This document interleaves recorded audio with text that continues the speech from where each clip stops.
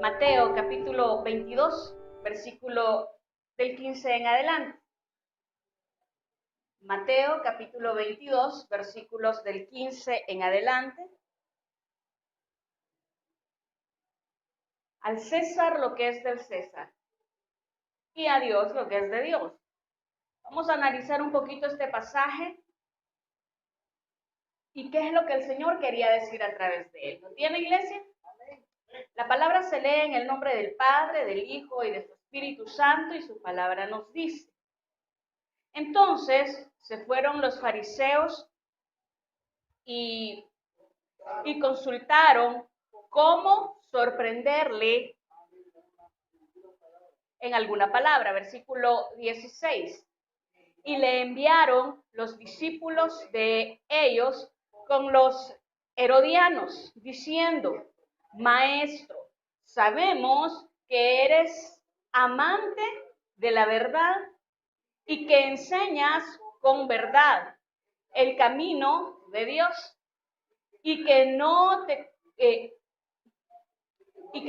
cuidas de nadie, porque no miras la apariencia de los hombres. Ve el versículo 17. Dinos pues, ¿qué te parece? ¿Es lícito dar tributo a César o no? Versículo 18. Pero Jesús, conociendo la maldad de ellos, les dijo: ¿por qué me tentáis, hipócritas? Versículo 18. Mostradme la moneda del tributo. Y ellos le prestaron un denario. Entonces les dijo: ¿de quién es esta imagen y la inscripción? Le dijeron: de César. Y les dijo, lea conmigo: dad pues a César lo que es de César y a Dios lo que es de Dios. Vamos a orar. Buen Dios y Padre, te damos gracias en esta hora por permitirnos, Señor, estar reunidos en tu casa, finalizando un día domingo. Ponemos en tus manos, Señor, a tus pies nuestra mente y corazón para recibir la palabra conforme a tu verdad, conforme, Señor, a la guía de tu Espíritu Santo, para que seas tú, Señor, enseñándonos conforme a lo que tú tienes para nosotros en esta hora. Fortalece nuestras vidas a través de tu palabra, haznos crecer en ella y permítenos, Señor, cada día vivir conforme a tu voluntad, en base a la luz que tu palabra nos brinde. Todo lo pedimos en el nombre de tu Hijo amado Jesús. Amén y amén. Este pasaje nos muestra, ¿verdad?, una treta, una estrategia de los fariseos para poder sorprender a Jesús. Y vienen los fariseos y hacen una alianza con los herodianos. ¿Y quiénes eran los herodianos? Eran un partido político de la época que apoyaba a Herodes. Pero entre fariseos y herodianos no se llevaban, no podían ni verse. Eran opuestos el uno del otro. Sin embargo, los unió en esta oportunidad una finalidad en común. ¿Cuál era esa finalidad? Encontrar un motivo para sorprender a Jesucristo en alguna falta. En esa oportunidad, dos grupos, ¿verdad?, contrarios el uno del otro y que toda la vida habían estado compitiendo, se unen para alcanzar un propósito, el propósito de hacer que Jesucristo cometiera un error. Y en esta oportunidad vienen los herodianos y dicen: ¿es lícito pagar tributo al César? Si el Señor hubiese dicho no es lícito pagar tributo al César, en ese momento él estaba faltando a la ley romana. Y si hubiese dicho si es lícito pagar tributos, él estaba faltando a la ley mosaica, porque la ley mosaica pues dice que los tributos son para Jehová.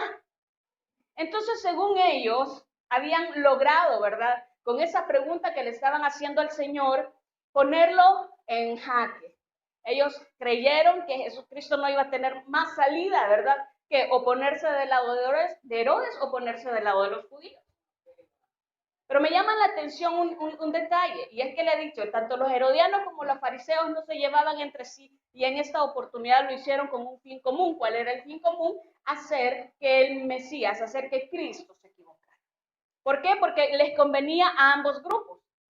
Los fariseos habían perdido la autoridad para enseñar al pueblo.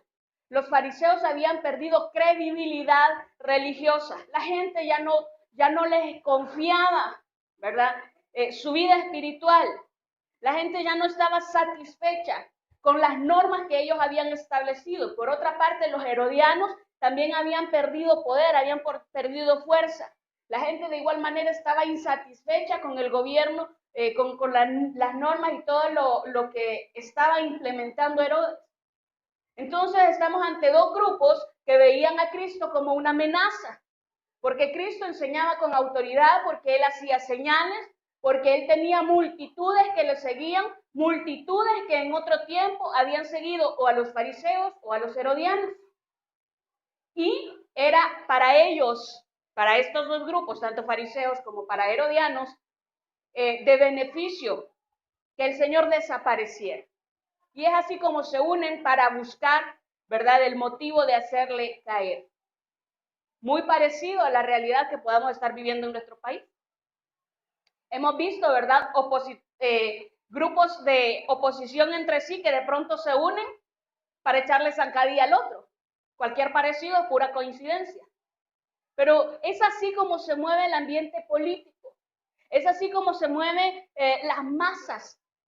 Cuando usted y yo estudiamos un poquito de historia o estudiamos un poquito de sociología, nos damos cuenta que realmente lo que siempre se trata es de tener la mayor cantidad de seguidores posibles, y eso es lo que le da fuerza a un movimiento. Un movimiento que tenga 4 o 5 peleando por su causa no se puede llamar movimiento porque no va a tener incidencia. Pero cuando un movimiento tiene una cantidad elevada de seguidores, ese movimiento está realizando una incidencia en su sociedad. Estos dos grupos, fariseos y herodianos, habían dejado de incidir en el pueblo. Y el pueblo estaba yéndose por el lado de las enseñanzas de Jesucristo. Y de esta manera estructuran esta pregunta y le dicen, Señor, ¿es lícito pagarle tributo?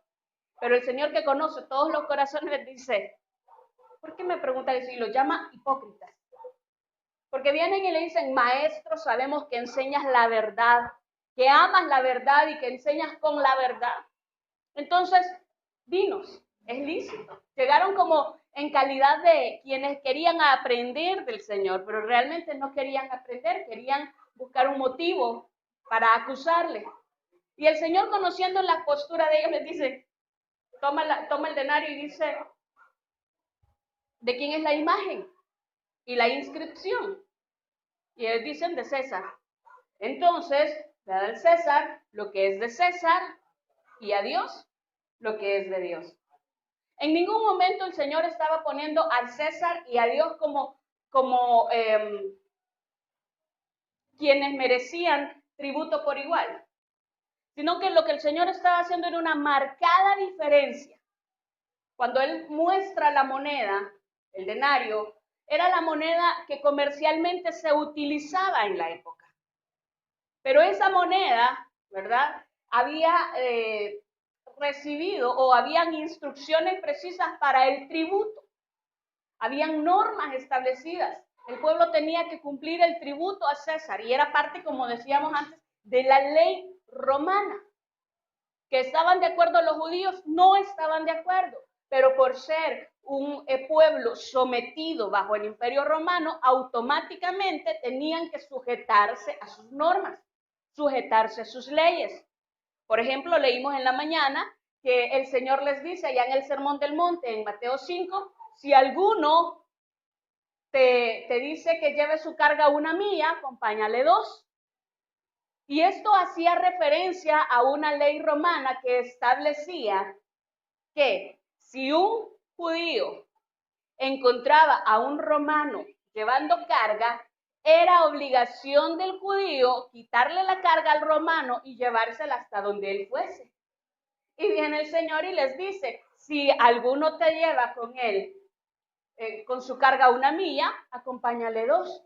En otras palabras, si ellos están poniendo esta carga sobre ustedes, estas leyes sobre ustedes, ustedes cúmplanlas y cúmplanlas por el doble.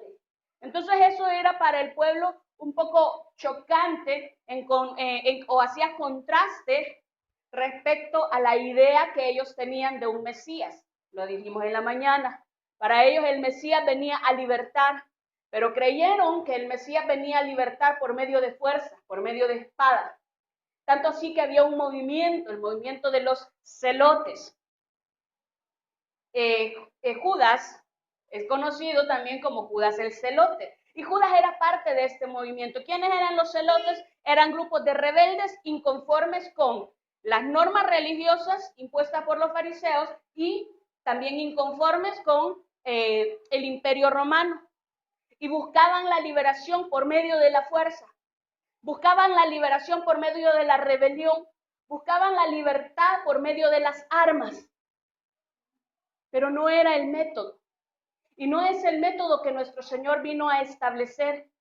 De ahí la iglesia puede deducir, y es un debate que constantemente se trae a colación últimamente. ¿Debe la iglesia involucrarse en la política partidaria? Hago énfasis, política partidaria. Y muchos pueden decir, no, pero es que mire José era el segundo después de Faraón. No, mire Daniel era una eminencia allá en Babilonia. ¿Debe la iglesia involucrarse en política? Dejemos a José y a Daniel, ya vamos a hablar de ellos. Pero veamos el caso de nuestro Señor Jesucristo. ¿Tomó él las armas? ¿Levantó él un movimiento revolucionario? ¿Incitó al pueblo a ir en contra de las leyes, tanto del imperio como la ley mosaica? No lo hizo. Y si nuestro Señor Jesucristo, maestro por excelencia, no lo hizo, porque la iglesia de hoy lo va a hacer. Y hay muchas corrientes, y usted puede leer en teología, hay muchas corrientes que invitan a poder levantarse, ¿verdad? Y tomar por la fuerza lo que nos corresponde. Y no nos mandó a hacer eso el Señor. Y son corrientes teológicas estructuradas con citas bíblicas, ¿verdad? Como le decía, muchos dicen, pero mire Daniel, mire José, y se toman de esos dos ejemplos para decir, entonces, nosotros, ¿verdad? Tomemos el curul de las asambleas legislativas, tomemos las magistraturas, tomemos las alcaldías como iglesia y hagamos cambios y hagamos que el reino del Señor sea establecido en la tierra. Y cuando el pueblo quiso hacer rey a Jesucristo, él se apartó de ellos y se fue al monte solo.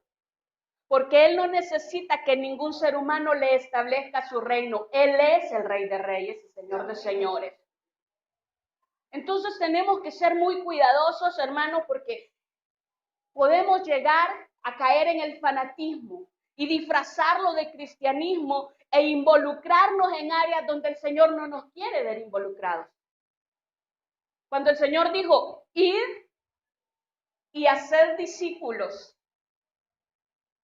no dijo, levanten movimientos sociales. No dijo, vayan y cambien las normas y las leyes establecidas. No dijo, ármense, ¿verdad?, hasta los dientes y tomen el reino de los cielos. Dijo, ir y hacer discípulos, bautizándoles en el nombre del Padre y del Hijo y del Espíritu Santo. Él no dio otro método. El Señor no vino a hacer movimientos o sistemas políticos. El Señor vino a ser mejores personas. Porque en la medida que las personas, que el individuo de una sociedad sea estable, en esa medida la sociedad será estable. Pero nosotros queremos empezar haciendo el edificio del tercer piso y nos olvidamos de las bases. Dice allá en 1 Corintios 5:17 que somos nuevas criaturas. El Señor vino a transformar corazones. Y esos corazones transformados son los que por medio de la palabra de Dios y sus enseñanzas van a lograr transformar la sociedad. no es a través de la rebelión, no es a través de la oposición, no es a través de la política, es a través de la palabra de Dios. De pronto se hacen comités, ¿verdad? Y vamos a ir y vamos a ser parte del Consejo Nacional y está bien. Si como iglesia podemos aportar, porque una función de la iglesia es ser la conciencia de la sociedad. ¿Quién es la que constantemente está regulando y está recordando acerca de valores? Es la iglesia. Eso está perfecto si queremos ser parte de, pero no podemos nosotros hacer política por decir algo desde el púlpito, no nos corresponde. Y vuelvo a los ejemplos, Daniel y José, que son los más utilizados para avalar el hecho de que muchos pastores, después de lograr fama, después de lograr muchos seguidores, entonces les surge lo político, ¿verdad? Y se van a ocupar un cargo público. Pero la catapulta primera de ellos fue el púlpito. Y nosotros vemos a José y a Daniel, personas naturales, lo que llamaríamos ahora personas naturales, que Dios llevó a un lugar privilegiado con un propósito específico. Pero no vemos en ninguna de las partes de la Biblia a un sacerdote, no vemos en ninguna parte de la Biblia a un levita dejando sus vestiduras de levita para unirse a un movimiento político o social. Dios dejó establecido a cada uno la función que le correspondía. Y la iglesia y los ministros de la palabra de Dios hemos sido llamados para poder enseñar la palabra. Y no podemos cambiar aquello a lo que Dios nos ha llamado por ocupaciones dadas por el hombre. Vea conmigo. Dada al César lo que es de César y a Dios lo que es de Dios. Váyase conmigo a Romanos capítulo 13, versículo 1, parte de los deberes cristianos. Nosotros leemos ahí en Romanos 12 el encabezado, deberes cristianos, y creemos que hasta ahí se quedan. Pero realmente acuérdense que es una carta. Cuando estuvimos viendo la carta a los romanos, bueno, no llegamos al capítulo 12 y 13, pero sí recuerdo que en una prédica les explicaba, es una carta. No tenía versículos, no tenía capítulos, era un segmento. Y los deberes cristianos empiezan desde el capítulo 12 y prácticamente terminamos con ellos en el 16. ¿Lo tiene? 13:1, lea conmigo. Sométase toda persona a las autoridades superiores, porque no hay autoridades sino de parte de Dios, y las que hay por Dios han sido establecidas. ¿Qué nos está mandando el Señor? A someternos. Mire, pero es que yo no estoy de acuerdo. Ya está elegido por mayoría. No, yo no voté por él, pero la mayoría, porque somos un país que vive bajo un régimen democrático. Entonces, de acuerdo a la democracia de nuestro país, la mayoría decide. Y otro me puede decir, no, pero es que yo ni a votar fui, peor todavía, usted le dio la oportunidad a otros para que eligieran por usted. Y usted no cumplió con su deber ciudadano. Entonces, ya está la autoridad puesta, tenemos que someternos. No estamos de acuerdo, pero tenemos que acatar las normas. No estamos de acuerdo. ¿Cuántos están de acuerdo con pagar IVA? Todos están de acuerdo. Está siendo grabado hoy. El impuesto de valor agregado. ¿Cuántos estamos de acuerdo? Pero aunque no estemos de acuerdo, un churrito usted compra y ahí dice IVA. Usted va y compra la soda, ahí va el IVA. ¿Estamos de acuerdo? No, pero lo tenemos que pagar. Esas son las normas establecidas. Esas son las leyes establecidas. ¿Y qué nos queda? Someternos. Vea el versículo 2. De modo que quien se opone a la autoridad, a lo establecido por Dios, a Dios resiste. Y los que resisten acarrean condenación para sí mismos. O sea, yo me estoy oponiendo a lo que ya está establecido por Dios, dado por Dios. Entonces me estoy oponiendo a Dios mismo. Siga leyendo conmigo, versículo 3. porque porque los magistrados no están para infundir temor al que hace el bien, sino al malo. ¿Quiénes pues no temen la autoridad? Haz lo bueno y tendrás alabanza de ella. O sea, sigamos la norma, respetemos las leyes, sometámonos a la autoridad. Miren, desde el año pasado, desde mediados del año pasado, sino que más atrás, ha surgido una campaña de parte del Registro Nacional de las Personas Naturales que dice, ¿tu DUI está vencido? Amén. Ya lo oyeron, ¿verdad? En los buses, en la televisión, en internet. Usted está viendo videos de YouTube y le sale el anuncio, ¿verdad? De esta cuestión de las personas naturales. ¿Cuántos de nosotros todavía tenemos el DUI vencido? Y es una ley. Usted tiene que estar identificado, salvadoreño, pero tiene que tener su documento que lo respalde como tal.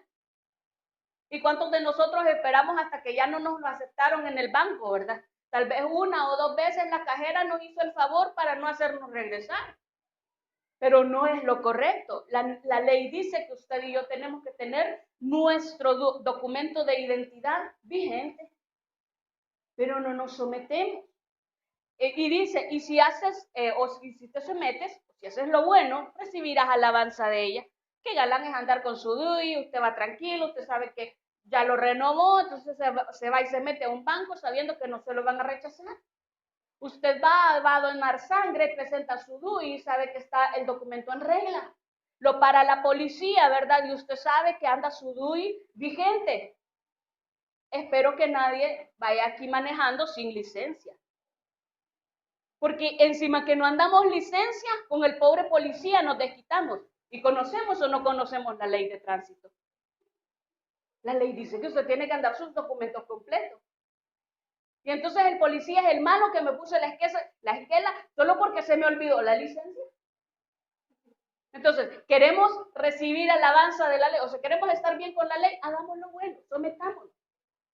No nos compliquemos la vida, en otras palabras. Versículo 4. Porque es servidor de Dios. Esto lo deberían de leer todas nuestras autoridades. Porque es servidor de Dios para tu bien. Pero si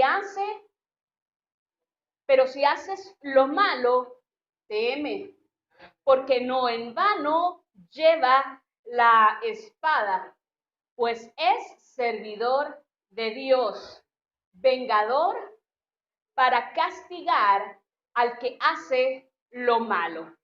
Mire, y aquí podemos nosotros caer en controversia. ¿Cuántos de nosotros en cualquier circunstancia o por cualquier experiencia hemos tenido un desencanto del sistema judicial en nuestro país? Yo creo que muchos. Y podemos decir, bueno, pero este versículo no aplica porque, pues sí, dice ahí que ellos están para hacerlo bueno. Esto es lo que Dios establece. Dice que los magistrados son servidores de Dios. Y lo dice la palabra. Que ellos se hayan dado cuenta o no, que ellos lo han leído o no, pero la palabra así lo establece. Y en su momento ellos van a dar cuenta de la autoridad que el Señor puso en sus manos para beneficio de un país, para beneficio de una población, para beneficio de un municipio. En su momento ellos van a rendir cuentas. Por lo tanto, no nos corresponde a nosotros ponernos en calidad de jueces sobre nuestras autoridades, porque es Dios quien los puso y es Dios quien se va a entender con ellos. Amén. Versículo 5. Por lo cual es necesario estarles sujetos, no solamente por razón del castigo, sino también por causa de la conciencia. Es decir, o sea, no solamente porque temo, ¿verdad?, que me vayan a poner una sanción, sino por razón de la conciencia. O sea, si yo no me paso el semáforo, suponiendo que manejo, ¿verdad? Yo no me paso el semáforo en rojo, no solamente por el miedo a la esquela, sino por la conciencia de que puedo provocar un accidente. O sea, las normas están puestas para que todos vivamos mejor. Pero cuando yo irrespeto la norma, estoy afectando a segundos y terceros. Muchos podemos decir, mire, pero es que, atropelló a una persona porque se pasó el semáforo. Pero esa persona que fue atropellada posiblemente falleció. Esa persona tenía familia de hijos en orfandad. Cuando nosotros faltamos a las normas, estamos dañando a segundos y terceros. Y no tenemos idea del daño que podemos estar realizando. Por lo tanto, nos llama el Señor a que acatemos y estemos sujetos a nuestras autoridades, no solo por temor al castigo, sino por la conciencia misma que está en nosotros. Versículo 6. Pues por esto pagáis también los tributos, porque son servidores de Dios que atienden continuamente a estos mismos. Versículo 7. Pagad a todos lo que debéis. Al que tributo, tributo. Al que impuestos, impuesto. Al que respeto, respeto. Al que honra, honra.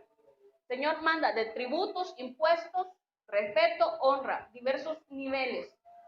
Pero a todos debemos dar lo que corresponde. Dad al César lo que es del César.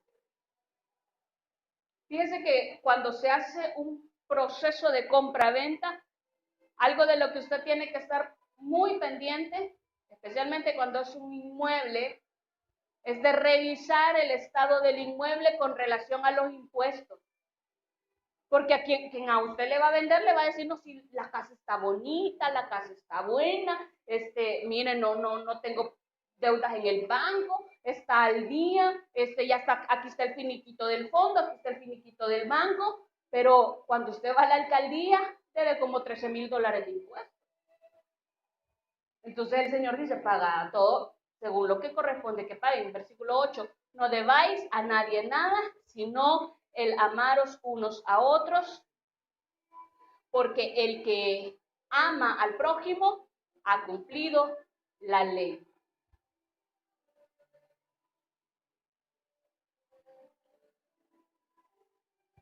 Le decía, posiblemente no estemos en total acuerdo, pero la palabra nos manda a someternos. Ahora vamos a abrir un pequeño paréntesis. ¿Hasta dónde yo me debo sujetar? ¿Qué es lo que la iglesia debe defender? La iglesia debe defender los principios establecidos por el Señor. ¿En qué sentido la iglesia no va a obedecer? En el sentido de, por ejemplo, leyes contra el aborto, leyes para la aprobación del aborto, que sabemos que han habido varias piezas de correspondencia y han querido maquillar de una y de mil maneras la legalización del aborto. ¿Contra qué otra ley debemos estar siempre en contra? La ley de ideología de género. ¿Por qué? Porque van en contra de los principios, va en contra de la moral. Y ahí la iglesia se tiene que pronunciar. Pero ¿cómo nos vamos a pronunciar? ¿Vamos a hacer huelga? No. ¿Vamos a hacer alboroto? No. ¿Vamos a hacer rebelión? No.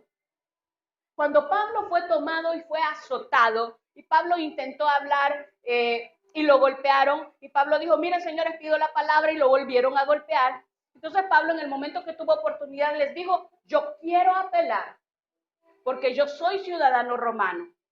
Y cuando los romanos se dieron cuenta que habían agredido a un romano que era en contra de la ley, porque como romano Pablo tenía derechos.